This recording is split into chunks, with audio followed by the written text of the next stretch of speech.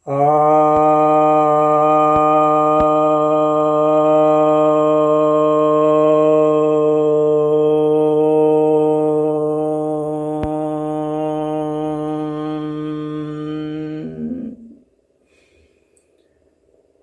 भक्तजनों को सप्रेम नमन।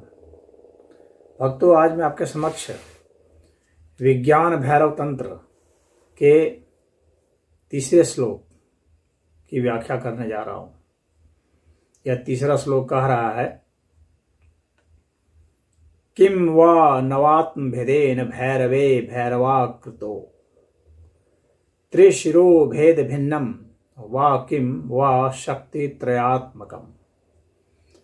यहाँ भैरवी जी प्रश्न कर रही है, जिज्ञासा कर रही है शिव जी से, यानी भैरव जी से। किम वा नवात्म भेदेन, क्या वह नव आत्म यानी नव प्रकार को आत्म भेदने की जो प्रक्रिया है, क्या वह है? वह नवात्म जो है वह मंत्र भी कहा जाता है। मंत्र के संस्कार होते हैं जो 9 प्रकार से किए जाते हैं, उन्हें भी नवात्म कहा गया है। आत्मा की स्थिति तक पहुंचने के लिए, उसके बोध होने के लिए 9 प्रकार के आत्मा के स्वरूप होते हैं।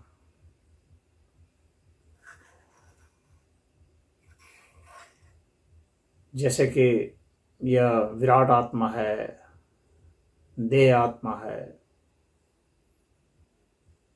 प्राण आत्मा है, अंतःकरण आत्मा है, मनो आत्मा है, सूक्ष्म आत्मा है, दिव्य आत्मा है, परम आत्मा है, स्थूल आत्मा है। तो ये जो 9 प्रकार के आत्मा है, इन सभी का जो भेद जानता है और मंत्रों सहित, संस्कारों सहित जानता है, यानी पूरा उसे उसका समग्र बोध है, और किस प्रकार से साधना की प्रक्रिया के साथ साथ उनके गुण स्वरूप हर चीज को जो उसका जान रहा है, क्या वह है। तो यह भैरवी जो है कह रही है भैरव से, त्रिशिरो भेद भिन्नम, क्या वह त्रिशिर का भेद है? त्रिशिर अर्थात 3 सिर। त्वष्टा के पुत्र को शास्त्र में बताया गया है कि त्रिशिरा। त्वष्टा ने देवताओं से चिढ़ करके, बृहस्पति से चिढ़ करके त्रिशिरा को उत्पन्न किया था, जिसके 3 सिर थे। यह कहानी है शास्त्र में। और उसकी जो बहन थी, चूंकि देवताओं से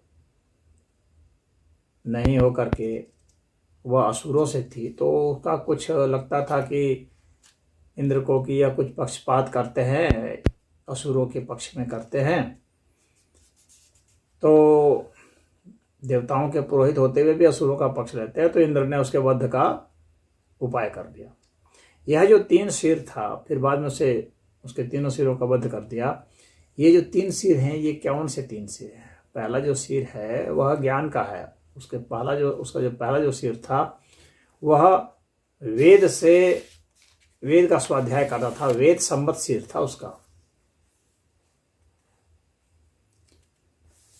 और उस सिर से वह कहा जाता था कि सोमपान करता था। सोमपान का वेद में जिक्र आता है और उसको बहुत महत्वपूर्ण माना जाता है सोमपान करने को। वह आनंद की अनुभूति करने का है। और आनंद भैरव और आनंद भैरवी कह करके अभिनव गुप्त ने इसको संबोधित किया है। और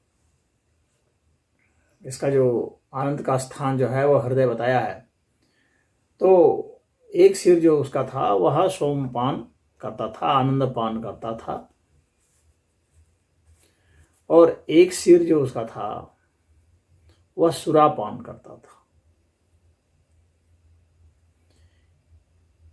यानी एक यह जो आनंद है यह सत्व बाहुल माना जाता है, और ये जो सुरापान है तो ये जो 3 गुण जो बताए गए हैं सतरजतम, तो उसमें से यह तम है, यह सुरापान करता है। और एक गुण है जो रज है, वह अन्न ग्रहण करता है। कहा जाता था कि वो, और उसका जो कार्य था जैसे कि एक का कार्य जो है चेतना से संबंधित है, एक का कार्य जो है अन्न से संबंधित है, एक का कार्य जो है वो प्राण से संबंधित है। तो 3 तरह के उस गुण, 3 तरह के कार्य हो जाते हैं। और यह जो त्रिशिरा है, कहा जाता है कि जब उसे काट दिया गया तो वो तीनों सिर जो हैं वो 3 तरह के पक्षी बन गए और उड़ गए। तो पहला जो सोमपान वाला था वो तो कपिंजल पक्षी बन गया,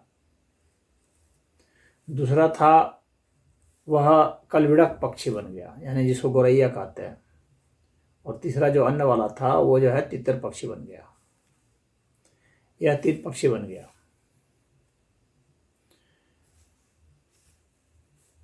अब इंद्र ने इसका वध कर दिया। इंद्र अर्थात मन, इंद्रियों का राजा इंद्र है। तो यह जो आनंद है, स्वाध्याय करने वाला है, और यह जो चेतनागत अस्तित्व है, इनका भी वध होना जरूरी होता है। अन्नमय और प्राणमय का तो होता ही है, इनका भी वध करना जरूरी होता है। तो यह त्रिशिरा भेद की जो भिन्नता है, इसके रहस्य को समझने की बात जो है भैरवी ने कही है। और इसके बाद शक्ति त्रय की बात की है कि शक्तियां 3 प्रकार की होती हैं। मूल शक्ति सच्चिदानंद, सच्चित और आनंद, ज्ञान, इच्छा और क्रिया, इसको भी तंत्र ने माना है 3 शक्ति। इच्छा करेंगे और इच्छा करने के बाद जो है हम ज्ञान हासिल करेंगे, तब जाके हम क्रिया कर पाएंगे। तो किसी चीज़ की इच्छा करते, संकल्प करते हैं, उसके बाद उससे संबंधित जो है हम सूचना इकट्ठी करते हैं, ज्ञान हासिल करते हैं, फिर उसे कर्म में बदलते हैं। तो यह शक्ति का तीसरा है, इस तरह से स्वरूप है। शक्ति त्रय इसको कहते हैं। उसी तरह से शिव हैं, शक्ति हैं और जीव है, यह भी शक्ति त्रय बनते हैं। शिव की अंतरंगा स्वरूप जो है वो शक्ति है, और जीव वो बहिरंगा है, जो शिव शक्ति से बाहर निकल करके एक अलग ही मालूम पड़ता है नहीं अलग, लेकिन मालूम पड़ता है। उसी तरह से परा, परा, परा और अपरा, ये 3 माने गए हैं। पर स्वरूप, अपर स्वरूप, अपर स्वरूप जैसे कि ये संसार है, लोक है, अपर, पर स्वरूप से कि परमात्मा है।